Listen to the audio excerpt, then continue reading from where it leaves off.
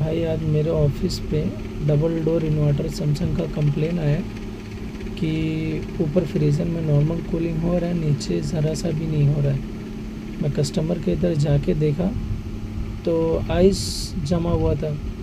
तो मैंने गर्म पानी डाल के जब सामने का फ्रेम खोला तो देखा दोनों जब चालू करके फ्रिज देखा तो दोनों मोटर अपने ख़राब हो चुके थे, फ़ैन मोटर। तो मैंने फ्रीज़र सेंसर, डिफ्रोस्ट सेंसर और दोनों फ़ैन बाद में नया डाल के